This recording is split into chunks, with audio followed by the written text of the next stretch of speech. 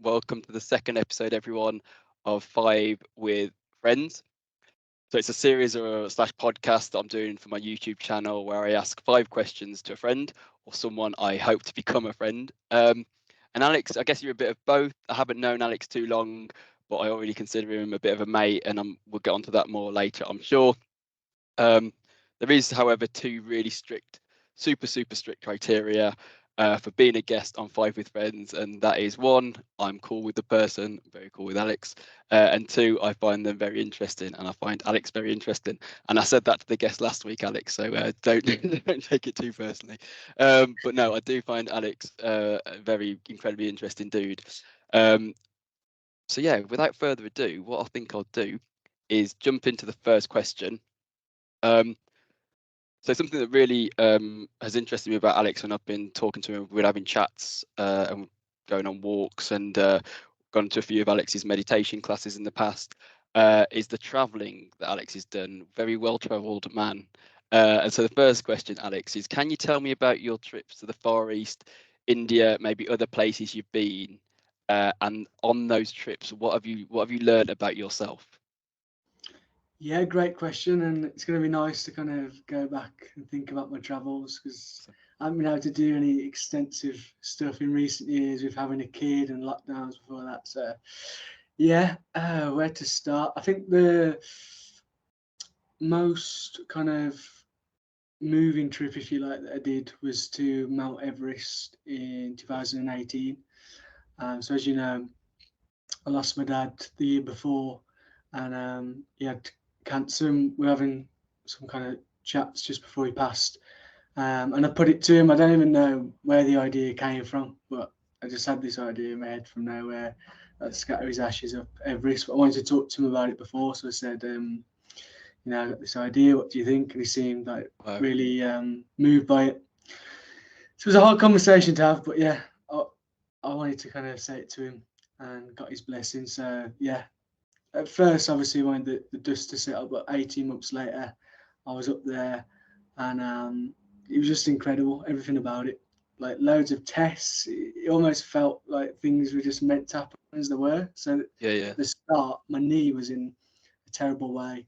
I'd done a half marathon a few weeks before while I was training for it, and when I actually got to the race, my knee was too bad, and I pulled up after like 30 seconds. But anyway, so on Everest, I'm trying to walk and I'm just like limping because my knee was a lot worse than I even thought. And I was like, how the hell I want to get all the way to base camp? Because you basically trek for 9 days. Yeah. It's kind of like doing Snowdon twice a day for like 9 days. Oh, my days. And put it into perspective. And then literally that night, I wasn't really into spirituality much then, but I was like just praying because I needed a miracle from somewhere to get me through, that my knee would be okay. And then literally it was suddenly fine. It sounds crazy, but I got some sticks just in case the next day to kind of help me. But I couldn't feel anything on my knee, which was really strange. Kind of divine intervention or some crazy, the universe working for you. It's one of them unexplainable things, where it kind of felt like a divine intervention, And well, when you got to where you got to or where you needed to be, how did that feel to be, I guess, following through on that agreement / promise you'd made to your dad? Yeah, it just felt good. Like I had so much energy inside about the whole thing. And it was kind of like doing something positive with that, because I think with these things that obviously you can just ruin yourself if you let yourself. So it was nice to be able to, like, I don't know, it's hard to say, move this energy in a positive way. And also as like a mark of respect for like everything he did for me. We were really close, always had a great relationship, not perfect, like any relationship, but overall a great relationship. And it was nice to kind of honour him, and I raised some money for the hospice that looked after him. Oh wow! Because we had a really sort of special time over Christmas, just before he passed at Compton Hospice. Because in the hospital, it's horrible. Like, you put in a room with like 3 other people who've got cancer. Like, A couple of times you had to watch people die in front of him, so really like horrible stuff. But there he had his own room. We spent Christmas there. We were playing games, like there's a whiteboard in there. I sat and watched a few football games with him. So I was really appreciative of that time. So it was nice to be able to raise money for them as well as part of it. Right. That sounds like a super special time, and like in a really difficult time, you still made some like fond memories that you can look back on. Yeah, definitely. And yeah, you just kind of end up having sort of deeper chats, I suppose, because yeah, it just kind of puts into perspective life and how kind of fragile it is, if you like. Yeah. And I guess, like, did your dad know what was coming, and was he mentally and emotionally preparing himself that while you were having those chats? I don't really know. Didn't really go that deep. He was kind of like a pretty reserved guy with emotions and stuff, like most men that era. Yeah, totally. But yeah, I suppose he would have been in his head, I imagine. Yeah. Cool. Thanks for sharing that, Alex. Yeah, I didn't know you'd been up Everest. Just going back to Everest for a second. Yeah, what was the emotion you were feeling on that trip? So imagine what that would be like. My mindset, even with my knee, was like, there's nothing that's going to stop me getting there. Really? Because obviously it's a big thing. Like, I've got to scatter his ashes. I've raised all this money. And yeah, it's a good job I had that mentality, because there was a lot of things that nearly held me back. First, there was the knee. Then, because it's a bit kind of random who suffers with altitude or not. Like, my fitness level was good. Like I said, I was training for half marathons and things. But I struggled really bad with the altitude. And every evening they put a little monitor on your finger that checks your oxygen level. So at the start of the trip, you're at like 97, 98%. But as you go up, it can come down a bit. And as long as you're above 70%, they're happy. But once you go below that, it becomes like a risk, and you might need to go back down the mountain. And the one day, I was literally just in a state. I was walking like 10 steps, having to crash up a rock and just catch my breath. Like, I literally just kind of felt like an out of body thing, like I was in a movie, because I was moving really slow. Just watching yourself staggering up the mountain. Yeah, it was almost like I was watching myself. And I was like half laughing in my head, even though I was exhausted. And then I get to the guest house, and the lads are like a bit concerned about me, because they said my head was bright red. My veins were popping out the head. And that's when they did the oxygen test. So yeah, and then we had a guy who was doing yoga with us every day as part of the trek. Really cool guy. This trip sounds awesome, man. Yeah, well, that was a kind of bonus, because there was 2 Norwegian ladies on the same trip as us.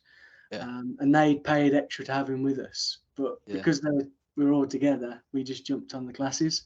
Awesome. Which helped like mentally and physically, because obviously you didn't like walking to kind of stretch it all out. But yeah, and then that yogi guy took me into a room, and he did this meditation. I can't remember it exactly, but it's like you had to cover your ears and your eyes, and it was a bit complex anyway. And I had to make like a humming sound. And it worked. Like an hour later, I wasn't feeling fantastic or anything, but I was just a lot better. And then it was still a struggle the last couple of days, but I don't know if I would have made it without that. So, man, that sounds epic. And you mentioned a bit earlier that you weren't too into spirituality then. So when you've got this yogi telling you to like cover your eyes and do all this, did you just have to like, get rid of all your kind of resistance and just go with it and trust that this might help? Like how did you? Yeah, well, I was into it, but I'd only been into it like a year, so I was just kind of just starting my journey. But I was quite comfortable with him, so I was all right. That's cool. And like I say, we're doing yoga every day and chatting. But there was a lot of weird, mysterious things. And also, as you go up, there's Buddhist temples. They're like, 4,000 meters above sea level. So on these mountains, there's a tiny villages of like, I don't know, 200 people, and you get this temple. And these monks are in there doing chants every day. You can just go in and meditate with them. So that was a special experience as well. Yeah, I've been to the Himalayas once, to a place called Leh, and the thing that struck me that I've never, and I'd love to get your opinion on this, and I've never heard it before, in quotation marks, was the silence up there. Like it's like a new level of silence that I've never experienced. I guess that just added to your. No, yeah, totally agree. But you don't have vehicles really, like motorized vehicles, which helps a lot. Yeah. So yeah, it's kind of like going back to basics up there. But And I enjoyed the quiet as well. And just and seeing these monks at these monasteries, like you say, in the middle of absolute nowhere, just like just being, like not wanting anything, not desiring any, just being. And man, I didn't get to meditate with any monks when I went, so I guess again, I bet that was a really special experience. Yeah, it was nice. It wasn't like long periods. We had like 10 minutes just while we were having a look round. But no, it was still nice to be able to do that, definitely. Oh man, thanks for sharing that, Alex. Like I say, I didn't know most of that. You've spoke about other travels you've been on, but not that particular one, and so that was super interesting. Thanks, mate. Moving on to question 2. We spoke about this quite a lot, and I found it super interesting. Can you tell me about your time in Australia and how you think that shaped you? Yeah, so that was massive for me actually, because about 10 years ago, when I was about 21, I came down with like a bad depression. I was always like a pretty happy-go-lucky guy before that. But I got on a placement year in between my second and third year of uni. I was working at some council offices. I just didn't like it. There was a lot of things going on in my personal life as well. I was a bit of a stoner coming out of uni, little things like that, Yeah. 21-year-old lad. And I was just like miserable. I'd come home, I'd be asleep by like 8:30 because I was just that low energy and miserable. I'd have to sleep for ages. Couldn't string 2 positive like thoughts together. But eventually, it was after about 3 months, I kind of snapped out of it. I was like, right, I need to do something here. So I started like breaking down just little steps. What was the trigger? What was the trigger that made you think you need to do something? I can't remember. I just remember this kind of strength started to come back into me. Or maybe it was just like just fully hitting rock bottom and being like, build up. Yeah, like crap, I'm gonna do something. Yeah. It was quite scary. It was like, I felt like my mind was like a prison and I couldn't get out of it. Oh geez, man. So luckily I found this strength. I was like, right, I'm gonna start doing things. I was like getting in the gym and stuff, and I was like, I'm gonna start saving money, and after uni I'm gonna go to Australia, because I'd seen a couple of people a bit older than me at school who'd done the same. So they'd inspired me. So thank you to those guys for that. And then so the rest of my placement year I was tucking money away ready for that. And then once I finished uni, like a month after I'd done my last assignment, I went off. I didn't even stick around for the graduation party. I was like, I'm getting so eager to get going. Yeah. And then I had a couple of friends that just before I went, they were excited about my plans and decided to come with me. We started in Darwin just because it was the cheapest place to fly into. I didn't really read even much about Australia, but that was the cheapest place. It's a perfect place to start really, because that's where they film like Crocodile Dundee. It's like the proper sort of outback Australia, where you can go and see like alligators on trips and that crazy Aussie stuff. And then just the whole experience was just great. Like, not having much money, just kind of like trying to survive, traveling around. One part we got a camper van, went all down the East Coast over like 5-6 weeks. Oh, awesome, man. And it was just kind of becoming really sort of streetwise and free. Like I knew that the fact that I was able to deal with a lot of those situations gave me like a very free mind. And the fact that I wasn't like scared of a lot of things that I was before. So yeah, that was probably the main thing I got out of it, I suppose. And how would you say you changed as a person from, you know, when you left, was it Heathrow or whatever, wherever you left in the UK, to when you landed back there after when you came back permanently? Like, what, if you could describe maybe three things about yourself that, you know, really had changed in the time you were away? So yeah, one was the ability to go it alone with things. Yeah. I think before that I'd have to, like, not hide behind people, but I'd feel like safer being with other people. And as part of the whole traveling experience, sometimes I did go off on my own, exploring different places and things like that. So yeah, that's one thing I brought back. And I think like a year after, I did some more travels on my own separately and things like that. So Yeah. so that I was mean, good. I think that's such a great skill, and it's something that I feel like I've got, but I think you're also learning. But it's also so liberating when you just like, anyone want to come? No, all right, I'm going by myself. Yeah, it's really like freeing, like you say. You mentioned the word freeing earlier, but yeah, so that's super cool. Yeah, and I just feel that that's helped with like my relationship with my wife and things as well, because it's Yeah, like it's not like I need someone. I know I can be happy on my yeah, own, but it's nice. I'd rather share it with someone else. So it's like, yeah. She yeah, you don't compliments have, you. yeah, and you don't have that, Yeah. I don't know, attachment, if you like, as much. Okay, so the first thing I guess was a sense of independence and Yeah, doing things by yourself. What was the that's the word. second thing you how you feel you changed? Um, I think I was more adaptable to change, Okay.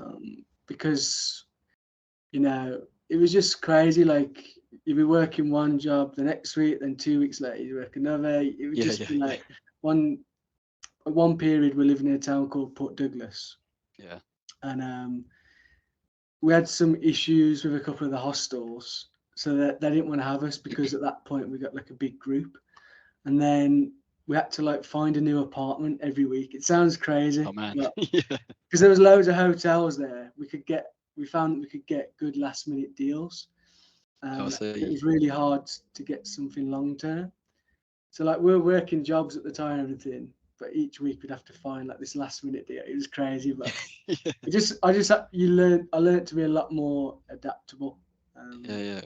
Well, I mean, cliche, but the only constant is change, isn't it? So, like, it sounds like, moving every Friday night or whatever, yeah, puts you in good stead. Yeah, And then, is there a final thing? That doesn't have to be a final thing. Three is just a good number, isn't it? But is there a three. third thing you can think of?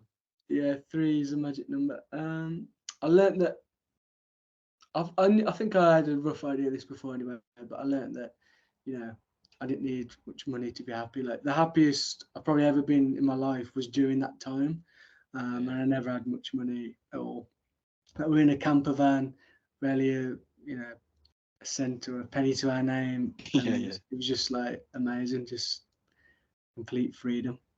Just And I freestyling think in a it. way, sometimes money can have the opposite effect, because it kind of like, Mm. I think what they say is, what you own ends up owning you. And at that point, I Yeah. earned nothing other than what was in my bag, and it was great. Man, I love that.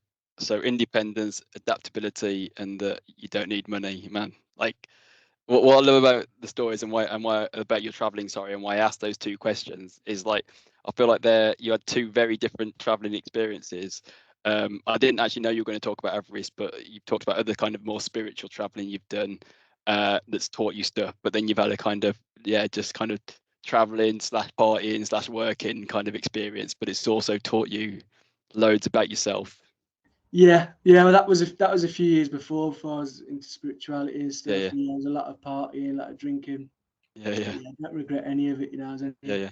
24, 25, kind of, Mm. yeah, living the dream, and beach parties, Totally, and man. Yeah, just yeah. meeting people from around the world as well. Like that town I lived Mm. in, Port Douglas, and there was loads of South Americans from like Argentina, Chile, Brazil, Yeah. Italians, French people, Canadians, like people from everywhere. It was just amazing just to connect with those people and Man, you make learn me more want to get on about. a plane, man, and go go somewhere. It's making me Um, want to get one. yeah, Get back on the yeah, plane. and it's that sense actually that I think, like I I'm going to butcher this, but there's no right way to do things. Like everything can be a learning experience, and that's maybe cliche, but yeah, like like I say, the dichotomy between being super peaceful and doing yoga up Everest and and partying, traveling, living on a shoestring in Australia. Yeah, you still took lessons from it and moved forward. Yeah, definitely, and like I don't really, I think I've told you before, I don't really drink much these days at all.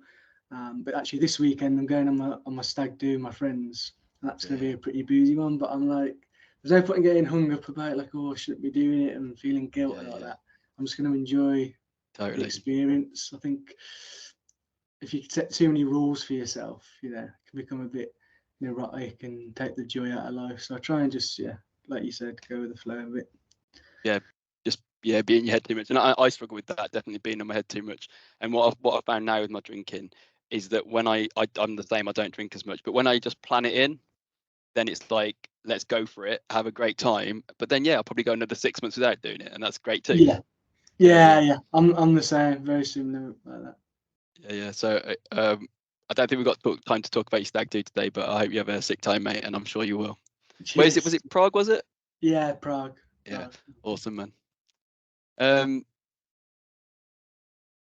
So question 3, Alex, is what's it like being a father? Yeah, so I had a quick look at the questions before, and this one's difficult. A lot of people ask me because it's kind of like ineffable to describe because it's just hard. It's like I'm someone that's very much in my mind and likes to try and intellectualize things, but with this, it's such a heart thing and feeling. Wow. It's just like. And how old's your little one? She's 2 in May. 2. Okay. Yeah.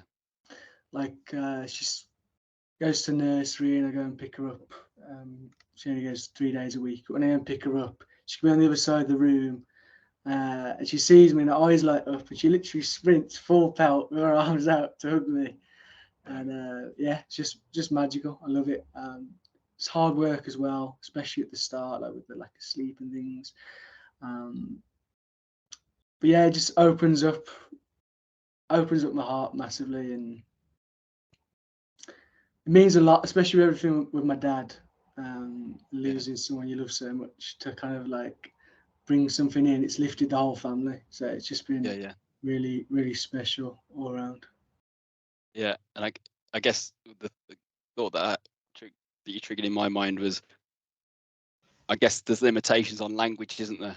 Like you said, like how can you describe your little girl seeing you from across the room and running towards you? It's just it's just indescribable, isn't it? That feeling must be so just almost like magical to have that connection. Yeah, that's it. And she's just a big character, always wanting to play and joke around, like very funny. She's got quite a big personality, considering she's can't even barely talk at the moment. But it's taught me a lot. Teaches you, like, I suppose, cliche things like patience, little things like that. Because they can be very volatile emotionally. So you have to try and be patient, calm, compassionate. It's a good test of the kind of spiritual muscles, if you like. Yeah. I always say, I can't remember who it was. Maybe someone like Ram Dass in the 70s or something. He said like it's really easy to be like spiritual and meditate in a room away from people. Like that's like the easiest thing in the world, to be like zen in a room by yourself. But then when you're asking your daughter to put a coat on for like the 5th time when it's like snowing outside and she doesn't want to wear it, like that's when the real like zen and spiritual nature comes in, I guess. Yeah, spot on. Ram Dass is great. Things like that. I think he said in one, it was like, if you think you're enlightened, go away and spend a weekend with your family. That's very true. And to be honest, I just did that last weekend, and he was on the money. It was a lovely weekend and great to spend time with the fam. But Ram Dass was on the money with that. Pause your triggers.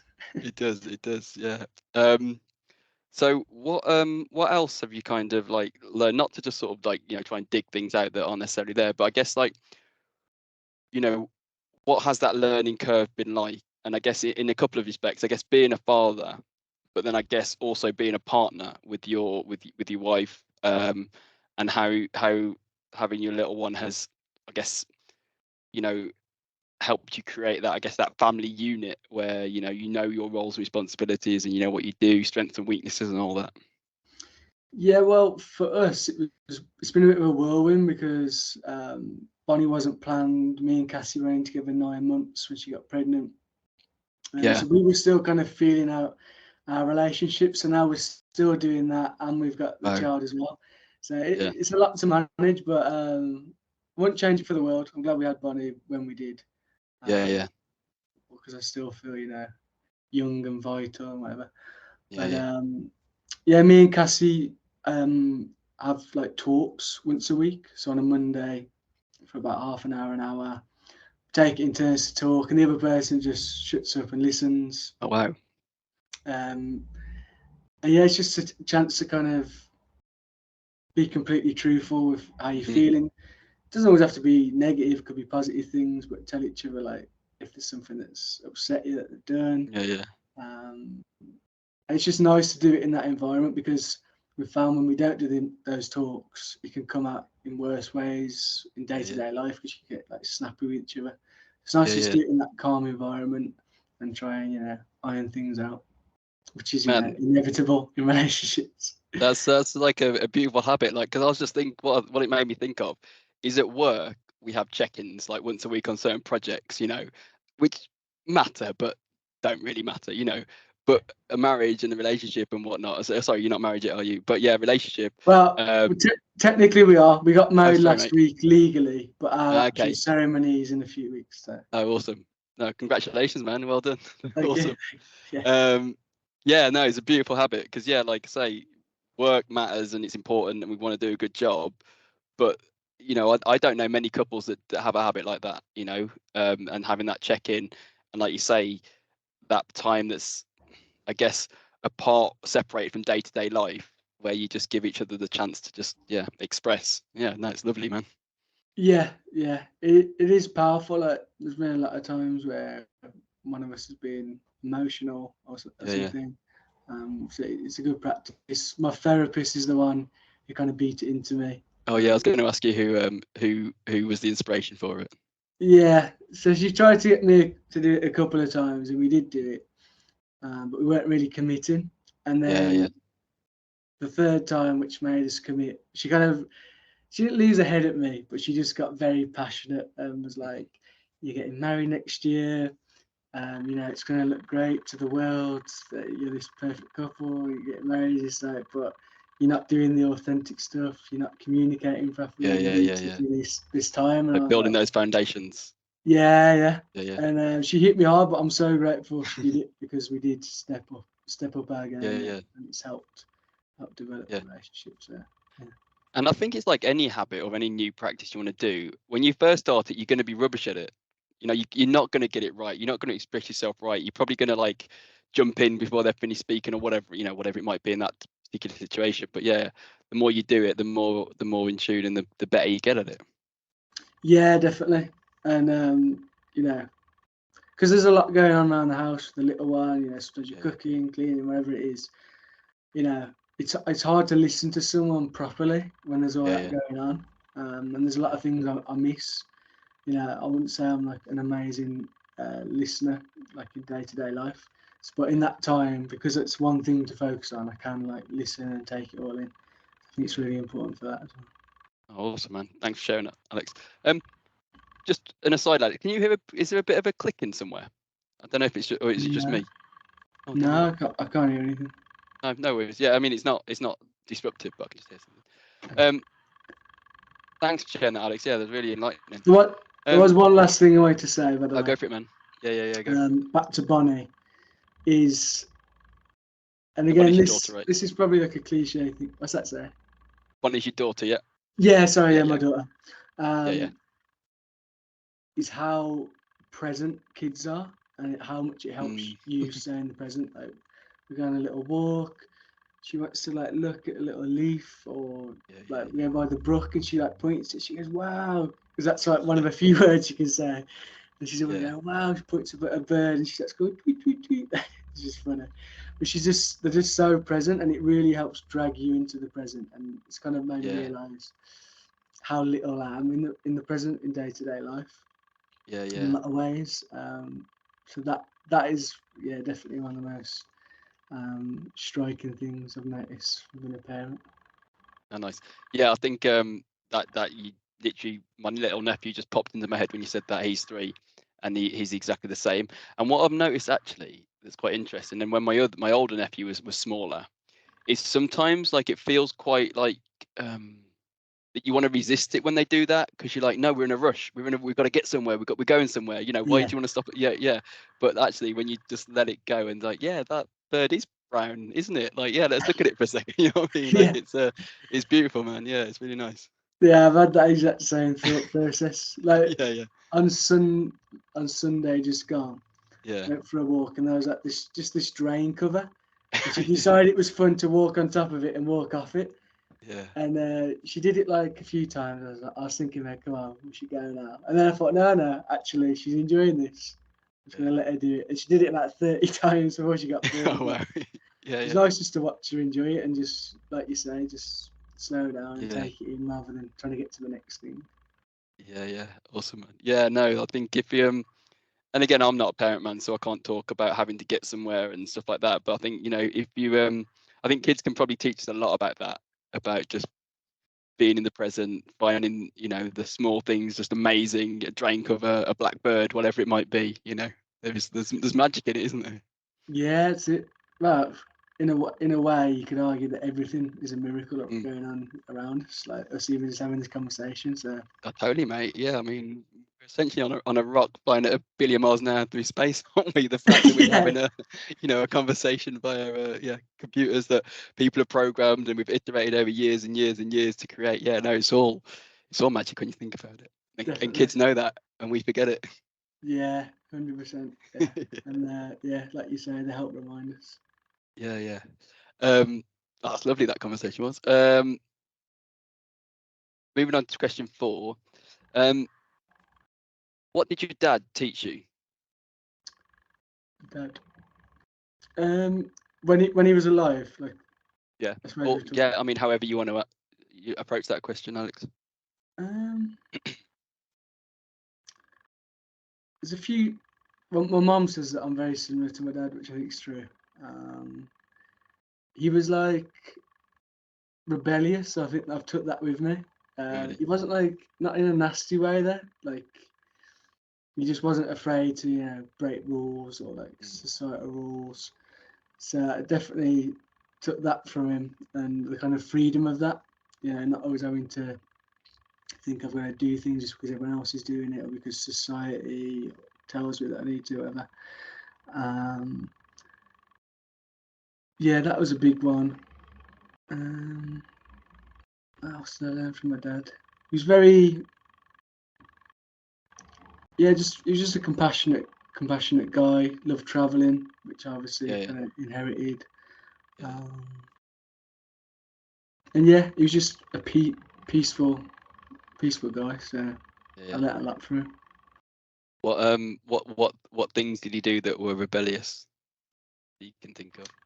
He was just good fun. Like you never really knew what he was gonna do. Really? One funny story was we went to the theatre in London.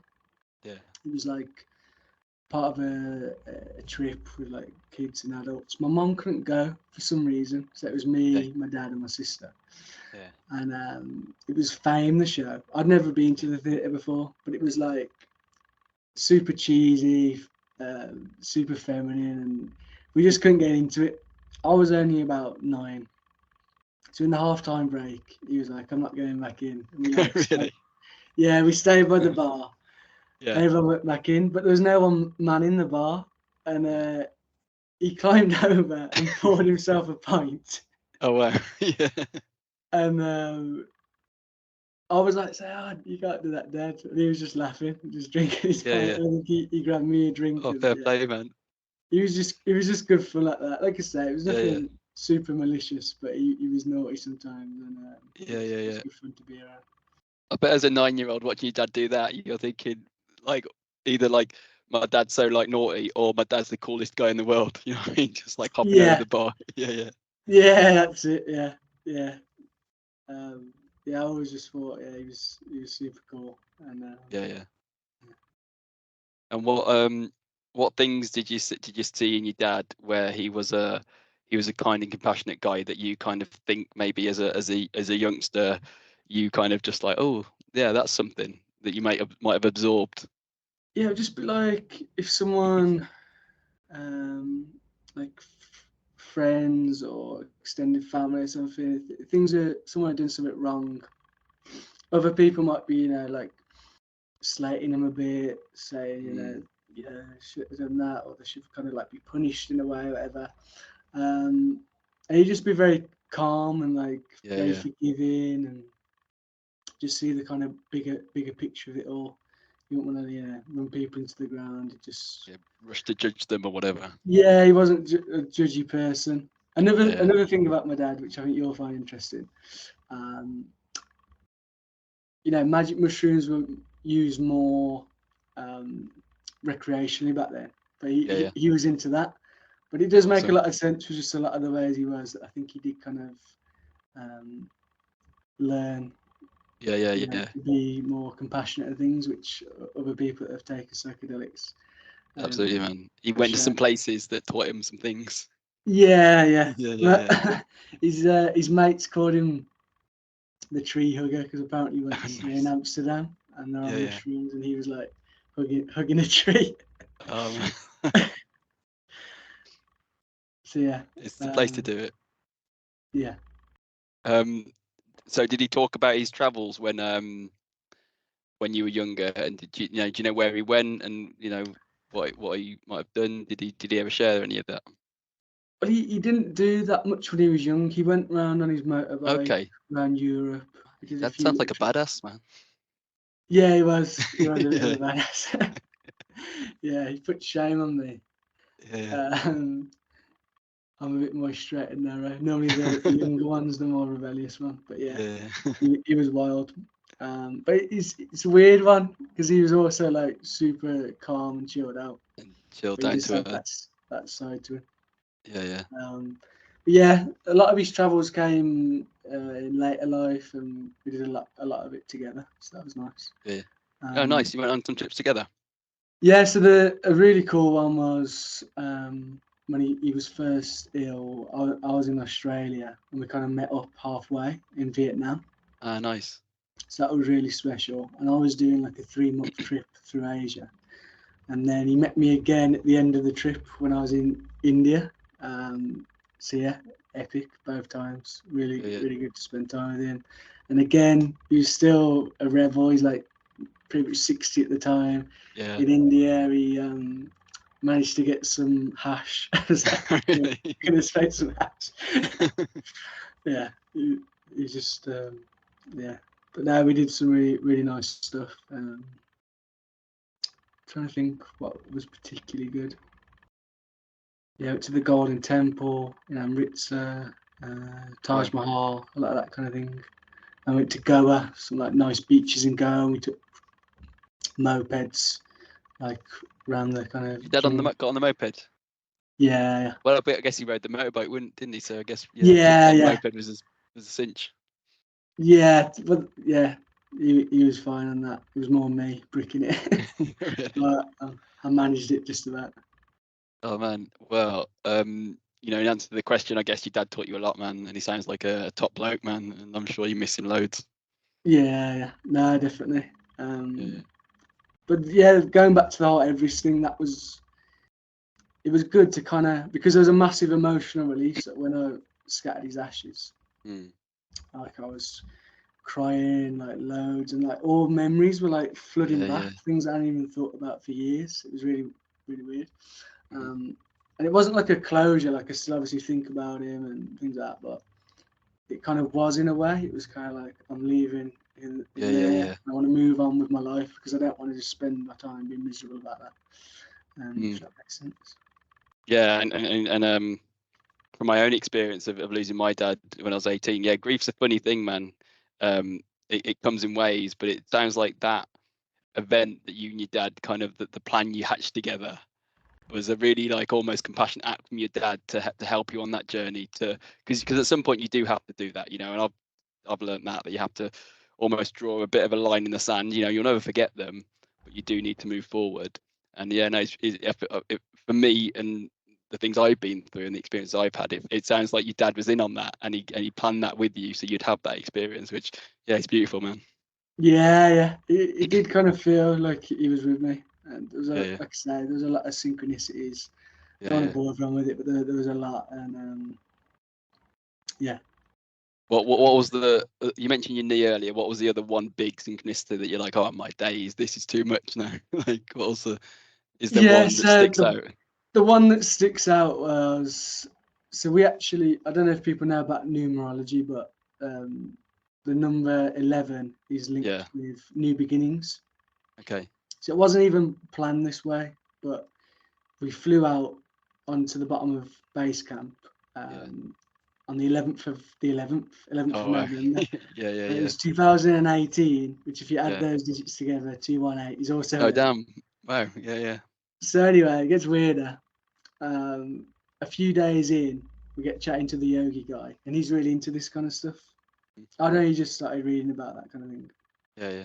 And he was saying, "Oh, you do realise that we landed here on 11/11?" I was like, "Oh yeah, I did notice that actually." I said, "Pretty strange synchronicity." And then we had like a chat all night because he had loads of knowledge about spirituality and mysticism, so it was really cool listening to him. At the end of the night, he gets his key out and he's like going to go to his room. And he picks it up and he's like smiling. And he goes, "I don't believe this. Room number 11." He was in. Oh mate, that's so cool.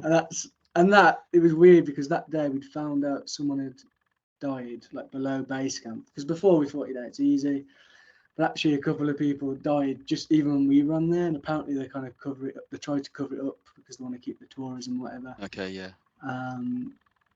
So there's a lot of worry, but it was kind of weird. Like in that moment, I knew everything was going to be fine.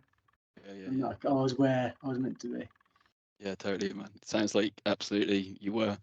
And numerology is interesting.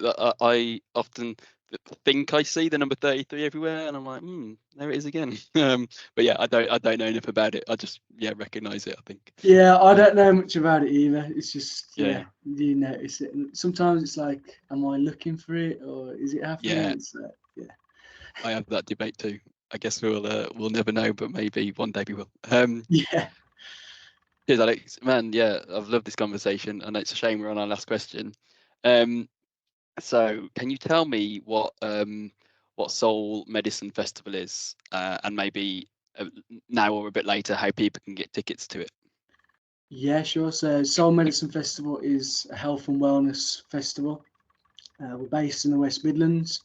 Kind of saw a gap in the fact that there's loads of this kind of stuff going down south and other parts of the UK. But there's not really many health and wellness kind of spirituality events in the West Midlands. So we've got a range of day events. We're doing our first camping event this year. It's just bringing all the things that kind of I love and have helped me in my life together, which is nice. And I hope that it's going to help other people. So yoga, meditation, live music, because I think that's just really powerful and is medicine in itself. So the idea with the word medicine is like, everything's there is medicine, the whole community aspect of it, chatting to people, learning, because we have talks and things like that. So it's kind of an all-encompassing thing, really. There's a lot to discuss with it. So you said there's 3 events you've got planned this year? Yeah. And are they all under the umbrella of Soul Medicine Festival, and then you've got the 3 events? Yeah, it's all under the Soul Medicine Festival umbrella. We've called the camp out one, it's like Soul Medicine Festival Camp Out, just to kind of show that it's a camping weekend camping festival rather than a single day one. Okay. And can you just tell me a bit more about so I think you've got one in April, haven't you? Is it one the camp's in May and another festival in July, August? Yeah, July. So Himley Hall, 30th of April. Yeah. And then we've got Camp Out which is the bank holiday at the end of May, so the 26th Okay. to the 29th of May. And then we're going to Hartlebury Castle. This is the first time we're doing Worcestershire on the 22nd of July. So yeah, lots going on. I'm really excited. The music lineups I'm particularly excited about. Because Who are you I most don't excited for? Yeah, well, I don't get to go and enjoy the classes and stuff because I'm organising Yeah. things and make sure everything's ticking over. But I get to see the live music, so I'm Nice. excited for that. And I've really, dug deep to try and find some gems with the music. So Yeah. And you've said you've said in the past to me that you like to keep it quite local as well, to like local teachers, local musicians, local, teachers. yeah, definitely. Yeah. I just think it's nice to have that local community feel, and also, especially with the day events, it's somewhere where you can go and find local practitioners. Yeah. That makes Because there's sense. so much going on, you could spend every hour doing something different. I'm sure pretty much anyone would find someone they really resonate with, and you might go on to follow them or practice with them, whatever it may be. So yeah, I think it's important that they're local so you can actually do that and see them face to face, because So technology is amazing, isn't it? And it's nice to connect with people from all over the country easily, but I think having people face to face, it's important. And I guess it supports that kind of, you mentioned there might be a bit of a gap in the West Midlands, but then it supports it to like help it flourish. You know what I mean? So you can be, almost a taster, and then help this kind of, I'm going to say sector, but that sounds a bit sterile, in this kind of area of life, flourish in the West Midlands, hopefully. Exactly, yeah. That's the big dream. I don't like to say too much because I don't want to, be like I'm a revolutionary or set revolution. No, man, tell me your dreams, man. Tell me your visions. Where do you see it going? Yeah, that is the big goal. It's like, especially things like meditation, it's helped me so much. And I know that it can help so many people. And I know you're into meditation, so you'll agree how powerful it is. It's not just meditation, all the things there. So I just want to help it grow and help people grow in life and be prosperous. And I think that's the thing. The more and I said this the other day to a friend. I think the more I kind of like, go within or whatever. I don't know how you talk about this kind of stuff, but the more that I do, the more I realize it's not about me, and it's like never been about me. It's just about like, how can you serve others, how can you help others, how can you be a positive influence. And I think the more you let go, the more you realize that not that you don't matter and that you shouldn't like have self-respect and self-love and all that juicy good stuff, but it is more about how can you serve others. It sounds like that's what the dream is.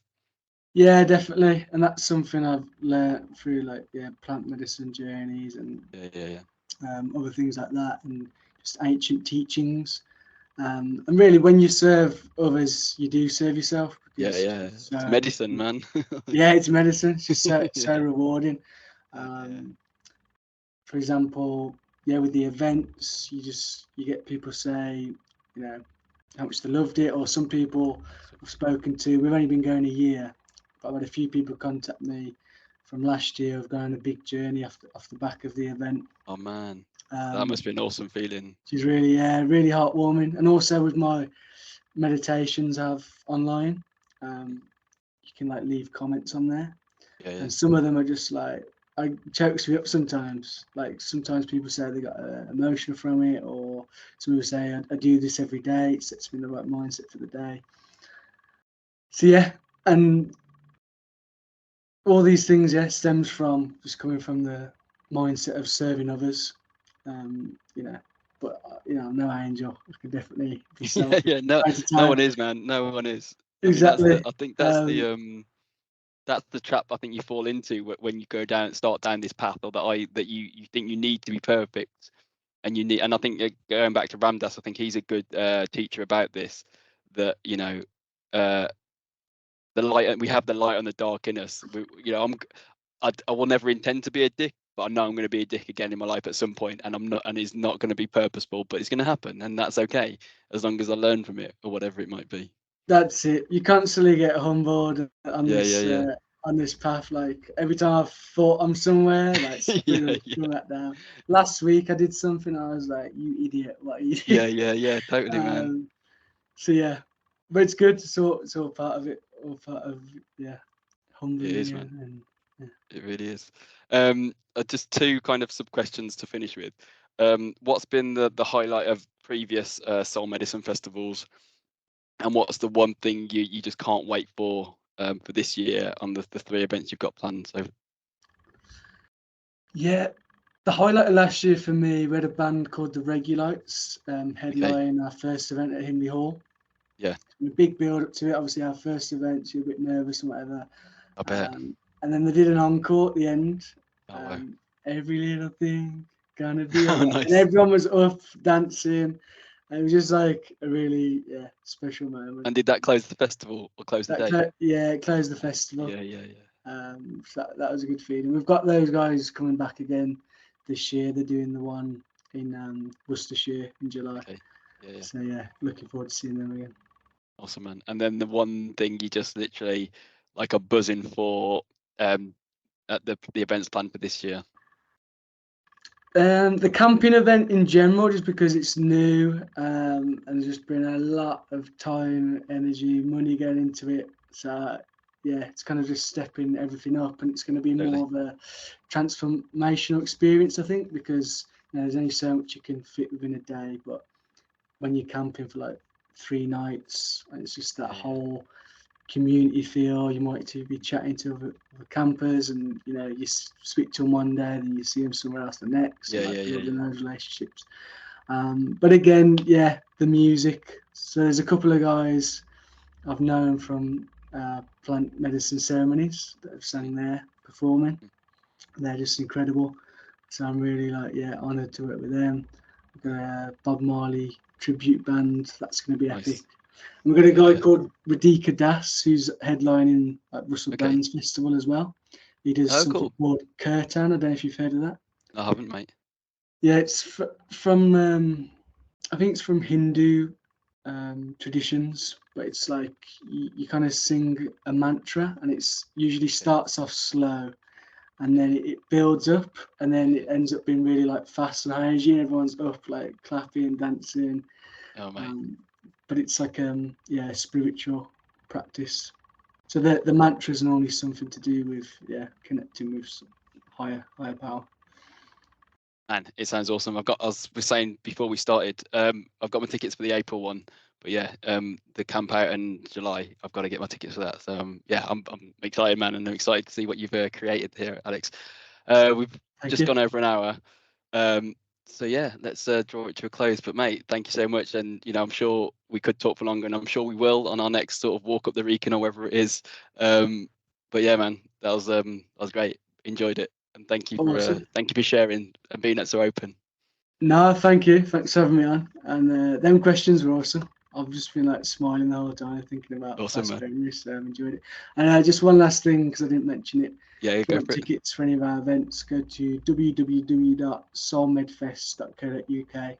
And if you click on the drop-down tickets, you'll see the different events, and there'll be more info there, because especially with the camp out thing, it's a big commitment. So you probably want to read a bit more before you commit. But thanks for sharing that, man. And I'll grab the link and I'll put it in my YouTube description for like the 40 people who are going to watch this. Hopefully there'll be more in the future. But 40 people is better than no people, and appreciate everyone who watches this. Thanks, Alex, mate. Appreciate that. Let me stop recording. Thank you. Cheers. Mate.